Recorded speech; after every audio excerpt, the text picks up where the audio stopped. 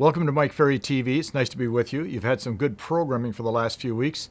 I want to take some time today to do a couple things this week and over the next several weeks to hopefully get you back on track, reshape some of what's going on in your business. You know, here we are almost 2 months done for the year 2014, and there's a lot of agents, and I'm hopefully it's not you, that have really had a challenging time starting this year off as fast as they could. I get asked why all the time. And the primary answer is the fact that too many agents, and I mean a lot, and I'm hoping you're one, had the best year of your life last year in 2013. With that being said, too many agents during November, December either slowed down or stopped working because they had the best year of their life.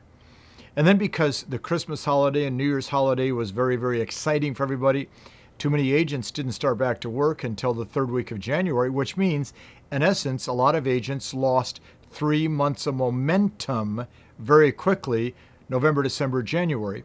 And now here we are in February, and they're all complaining, crying, whining, and moaning because business isn't good.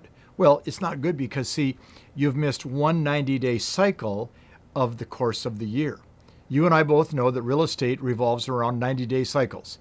If you take a good listing, by the time it actually sells and closes, it's going to be around 90 days. In most people's cases, if you're out working with a buyer and you sell them a home, it's going to close in 60 to 90 days. If you're generating business and you do it every day, that cycle is going to run about 90 days from finding to closing. Well, too many people missed an entire cycle. So what I'm going to say to you today is you need to pay attention to what you're doing, because if you get 2, 3, 4 months behind on the goals you've set for 2014, you simply won't catch up. Now, there is something you can do. I want to talk about it now to help you catch up. I guess I would say to you, and I'm guessing about 21, 22 years ago, you know, we were the first coaching company in the real estate industry. We started in September, October 1988. And, you know, we went through a lot of growing pains. A lot of realtors go through growing pains on perfecting what we do to help agents. So in the very, very early days, I was sitting on the phone talking to one of our coaches. And I said to the coach, what's the biggest challenge you have dealing with the coaching clients we've assigned to you? And he said, well, I can't always get a grip on how much of anything they should be doing to achieve the goals they've set. And I said, well, are the agents tracking what they do? Well, we had this interesting several-hour conversation over several days on this whole concept of tracking what you do. Now, I'm tracking, meaning everything from having a good plan set out for the day and then checking off what you do as you do it, to tracking how many properties you previewed, how many did it take to get the buyer to buy, how many listing presentations you go on per week. And as we talked about this, I can very distinctly remember my first broker, Pat McVeigh, who I've talked about 1,000 times on Mike Ferry TV. He convinced me that if every single Saturday I would write down a series of 3 or 4 numbers on my planner, that I could do a better job the next week. So what he made me do, I would keep track every week, how many actual hours did I invest in prospecting? How many people did I actually talk to? How many leads did I generate, which I tracked every week? How many appointments did I go on? How many contracts did I get signed? And I would take, and in the very corner of my planner each week, I would write in these 5 numbers. And then I could look at those. And then I started playing little games. I'd say, well, let's see, I prospected last week 10 hours. I generated 5 contracts. I get a contract every 2 hours of prospecting. Wow, this is pretty good. Let's see, I went on 4 listing appointments and I got 3 signed. I'm batting .750. I have a 75% closing ratio. So I said to the coach that day on the phone, I said, why don't we start asking people to track numbers? And now the original tracking forms we used, very old-fashioned, I would admit, 1988, 1989, 1990, a blank sheet of paper, a bunch of slots on it where you could fill in numbers. How many days did you work? How many contacts did you make? How many hours did you prospect? How many leads did you generate? How many listing appointments did you go on? How many showing appointments did you go on? How many listings did you convert to an actual contract? How many showings to a contract? How many listings did you take? How many transactions did you close? How much money did you make? We started saying to our clients, if you'll keep track, we can help you become better. Now, the first question they all asked was this: okay, if I keep track, how can you make me better?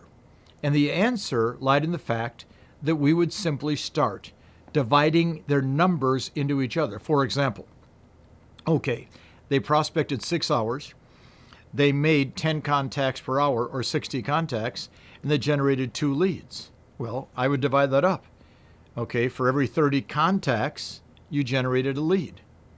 Well, Mike, I generated 8 leads and I went on 4 appointments. Well, it takes, based on your numbers, 2 leads per appointment. Now, why would this be of such great value to you and I as real estate people? The key to making 2014 work well is the predictability within your business. Can you work each day from this time to this time, and can you predict what's going to happen? Yes, if you track your numbers. No, if you don't. But also, the key to a good business is the ability to duplicate a activity and get the same kind of response time and time again. You can't duplicate if you don't know your numbers. So what we started doing then was, of course, getting agents to start filling out tediously every day all these sheets. And then, of course, virtually by 1992, 1993, we had created a program called a numbers analyzer. As unsophisticated as it was, a numbers analyzer was simply a method where you put into your computer our software and you tracked your numbers every week, and you could press a button and it would do all the ratios for you. You need to know your numbers. You need to know your ratios if you're going to predict what's going to happen in your business. But it means you have to start tracking them in the beginning. Now, why do agents not track their numbers? Because they don't want to have to face what they haven't done.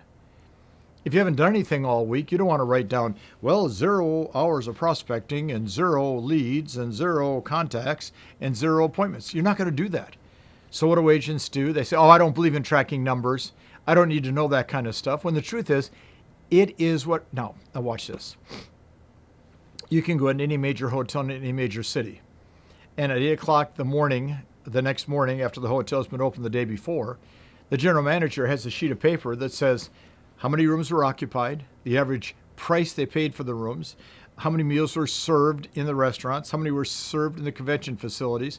All these numbers are broken down every day. Every single flight of every commercial airplane, before they take off, they do all their numbers. How many passengers in first class, how many passengers in coach, how many are there on frequent flyers, how many are paid people, what is the average income per ticket? These are done, see, in a real business, not real estate, keeping track is the name of the game. Now, what does that really do for us if we keep track? It tells us who we are. It tells us who we are. It tells us, are we actually doing our job every day? Or are we playing the game called real estate? So I wrote down a couple thoughts. I wrote down this. First of all, the numbers you track don't lie. If you track your numbers, they won't lie to you. They'll tell you if you're really in fantasy land or in reality. I wrote down, don't complicate the process. Just simply write down every day what you did. And then at the end of the week, look back and say, wow, okay, I was supposed to prospect 10 hours. I prospected 4. What got in the way? Okay. I wrote down, when your numbers are tracked daily, it takes the emotions out of the business and makes it into a real business for you. So what we have to do is understand that if we will do our job, which is to prospect, do lead follow-up, go on appointments, negotiate contracts, and we actually track what we do every single day, you and I can become better than we were in the past. Why? Because the numbers tell us our levels of efficiency. The numbers tell us our levels of efficiency. You got to get that into your head. Now, if you're not interested in being efficient, if you're not interested in achieving the goal you set on January 1st for this year, if you're not interested in increasing production, having a better profit margin, don't track your numbers. But if you want to get good, and you keep saying you want to be good, if you want to become a great salesperson, you got to track your numbers. So watch this.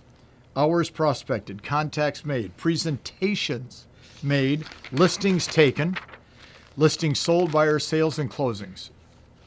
Just track those. Just tracking those will give you a world of information. Don't be embarrassed if you don't do a lot. Every week do something, and let's build. Let's make sure, excuse me, we don't allow to have happen again what happened in November, December, and January. Track your numbers, have some fun. Talk to you next week.